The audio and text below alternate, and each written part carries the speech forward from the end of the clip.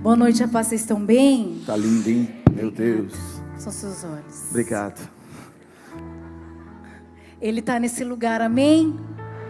Amém? Apocalipse 3:20 diz assim: eis que estou à porta e bato.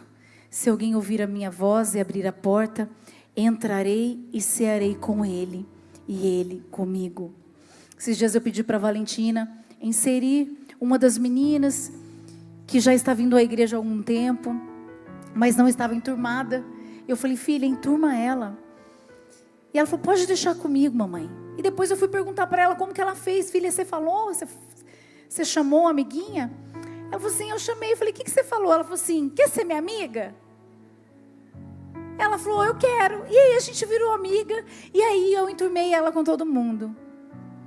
As crianças, elas são incríveis. A gente aqui complica tudo. Os adultos complicam tudo. É exatamente isso que eu acabei de ler. Jesus está o tempo todo batendo na porta do nosso coração, dizendo: posso ser seu amigo? Eu quero ser seu amigo, eu posso ser seu amigo.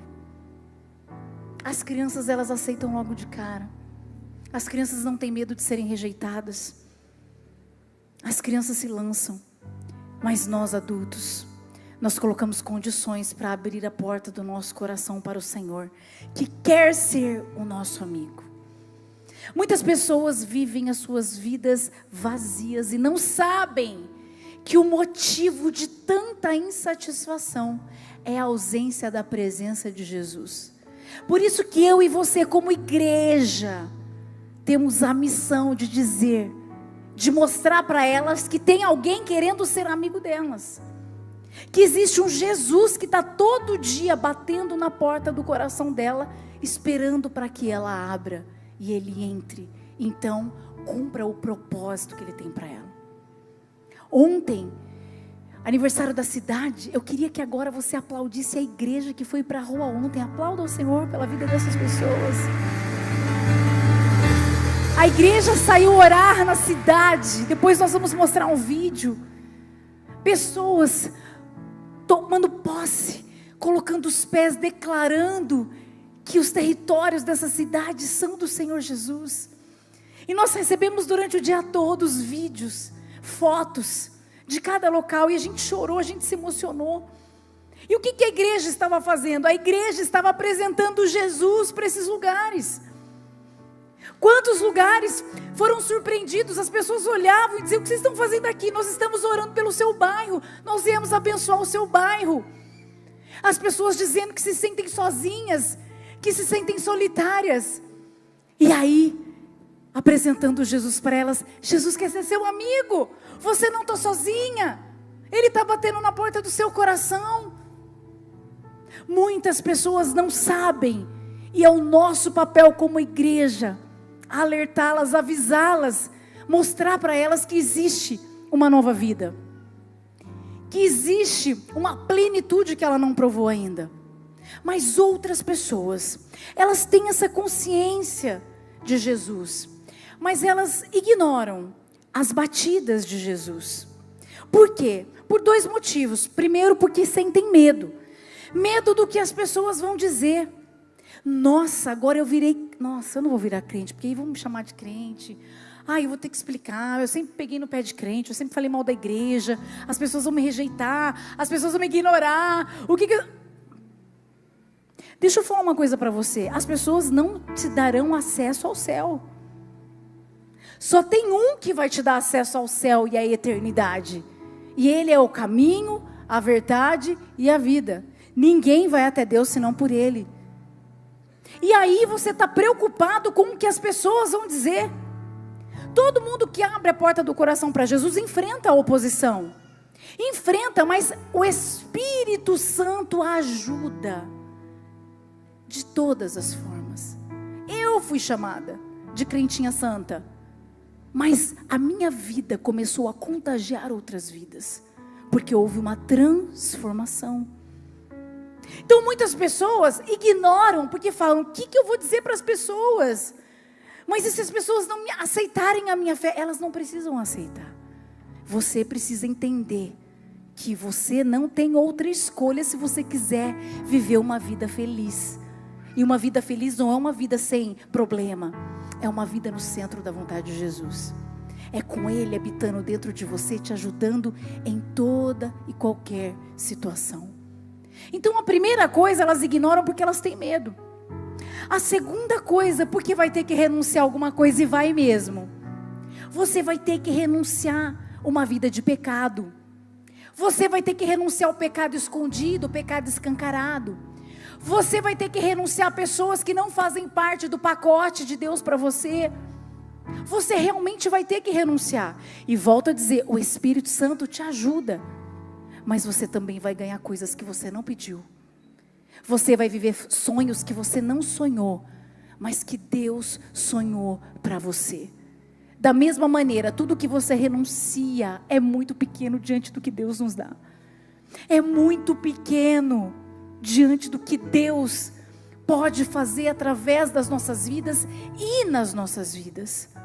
Mas quando a gente não quer, quando a gente tem medo, a gente continua ignorando. Então, elas ignoram porque elas sentem medo dessas duas coisas. E também, elas ignoram porque elas acham que vão ter outra oportunidade. Você acha que você vai ter outra oportunidade? De verdade?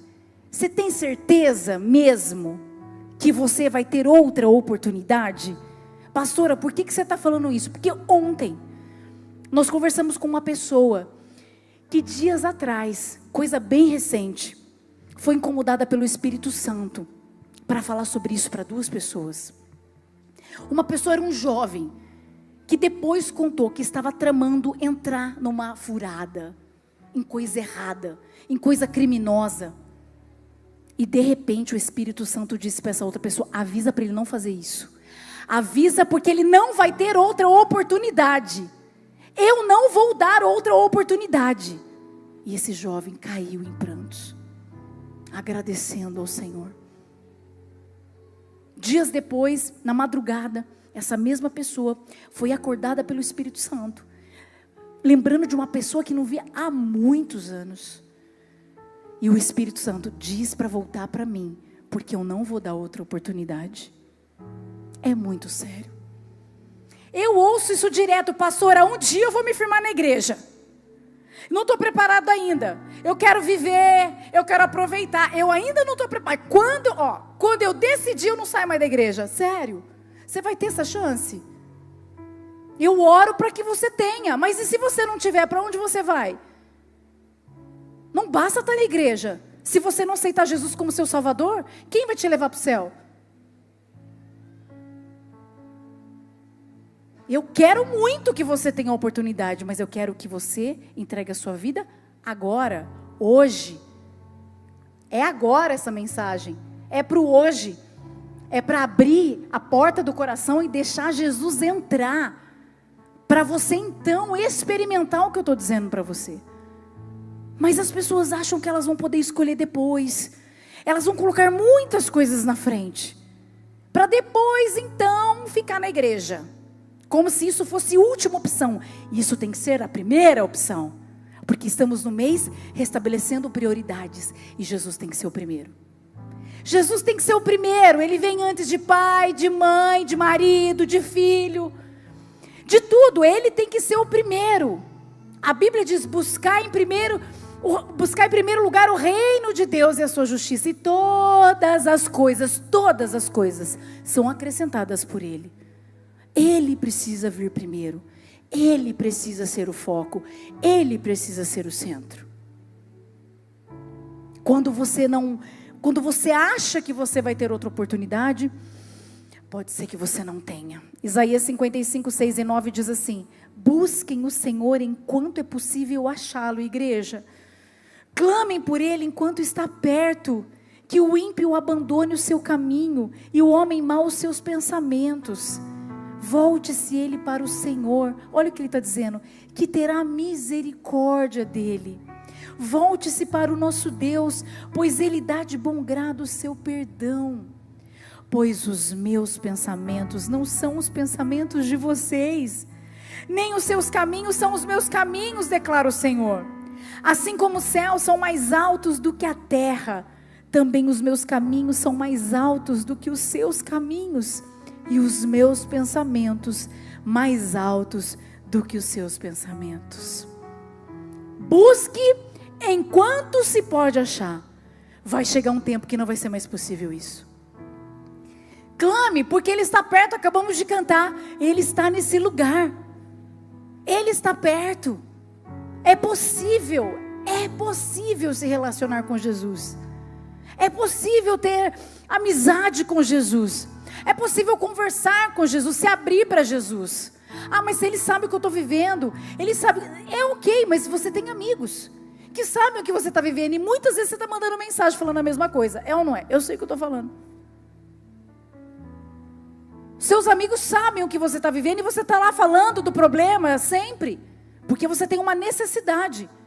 Só que as pessoas, elas não podem resolver o seu problema. Elas são instrumentos de Deus quando elas fazem parte do propósito de Deus para a sua vida. Para te abençoar e para te ajudar. Se não, desculpa. Você está gastando tempo com a amizade errada. Gaste seu tempo com Jesus. Gaste seu tempo conversando com Jesus. Abra a porta do seu coração para Jesus entrar hoje. Para Ele fazer morada hoje. Planos sem Deus são apenas planos. Planos com Deus são promessas cumpridas. Você pode ter os seus planos e você pode até atingir algumas metas. Nem todas você vai conseguir, porque sem Ele a gente nada consegue. Mas aquelas que você conseguir sem Deus, certamente você vai deixar um rastro de coisas importantes perdidas para trás. E talvez você não tenha tempo para resgatá-las. Agora, planos com Deus são promessas dEle, cumpridas na nossa vida. Porque Ele nos ajuda a avançar e a alcançar cada missão que Ele propõe para nós. Deixa Jesus fazer parte dos seus planos. Eu quero encerrar com uma história. Um pastor teve um sonho. Nesse sonho Jesus aparecia para ele. Era uma visão. E Jesus confirmou isso para ele pegar os 11 filhos e partir para a África. A sua esposa, e partir para a África para falar, para evangelizar uma aldeia. Ele prontamente teve a resposta do Senhor e foi com os filhos. E chegou lá, era uma aldeia de feiticeiros. Nunca tinham ouvido falar de Jesus. Imagina a guerra que esse homem enfrentou espiritual, mas ele estava respaldado. Existia uma unção e uma autoridade para ele naquele momento, para entrar naquele território. E para expandir o reino de Deus naquele lugar. E dia após dia ele falava do nome de Jesus. E pessoas aceitavam, pessoas eram convertidas e convencidas pelo Espírito Santo, aceitando Jesus como Salvador. E quem estava resistente ficava muito bravo. E ele continuava, e pessoas foram se rendendo cada vez mais. As aldeias vizinhas começaram a ouvir sobre Jesus. E ele estava lá pregando na aldeia, até que de repente eles começam a ouvir uma voz. E quando eles olham, eles têm a visão de uma mulher aleijada, se arrastando no meio da estrada de terra, por quilômetros. E ela dizia: ainda dá tempo, eu quero aceitar Jesus como meu Salvador.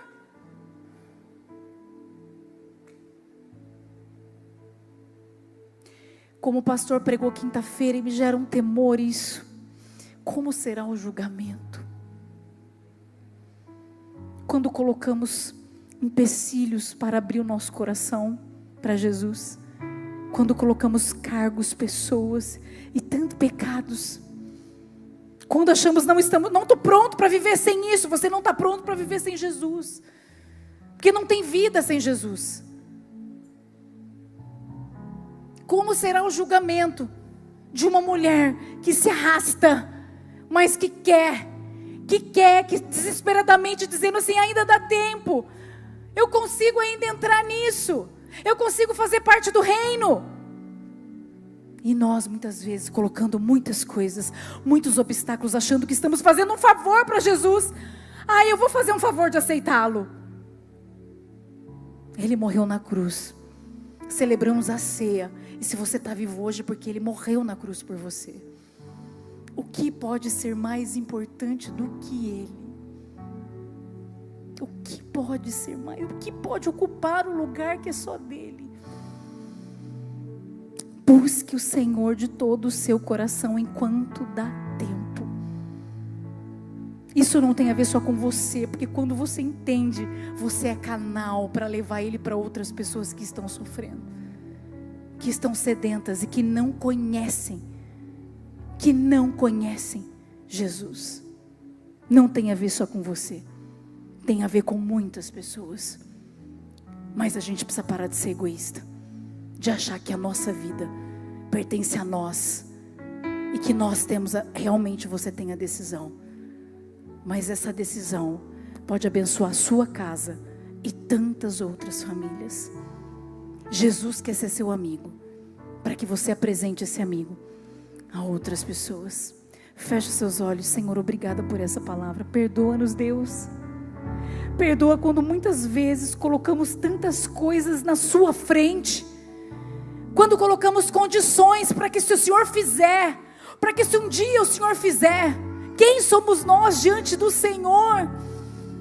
Obrigada pelo teu amor, obrigada pela tua bondade, obrigada por não desistir de nós, por estar todo dia batendo na porta do nosso coração, para que na insistência a gente abra e deixe o Senhor reinar nas nossas vidas. Nós deveríamos ser como essa mulher, ter medo de não fazer parte do reino, ter medo de não tê-lo como nosso Senhor e Salvador. Pai, no nome de Jesus, não sou eu que convenço, mas é o teu Espírito Santo. Que as pessoas saiam do muro nessa noite, que pessoas se posicionem. O Senhor conhece o amanhã, o Senhor sabe exatamente quem vai ter outra oportunidade ou não. Eu não sei, mas em obediência ao Senhor eu trago essa palavra no teu altar, para que todos aqueles que ouçam o que o Espírito está dizendo à igreja, para que aqueles que ouçam tenham a convicção e a certeza de que a hora é agora. Por isso eu já te agradeço por essa palavra, em nome de Jesus. Amém. Aplauda o Senhor. Uau. Glória a Deus.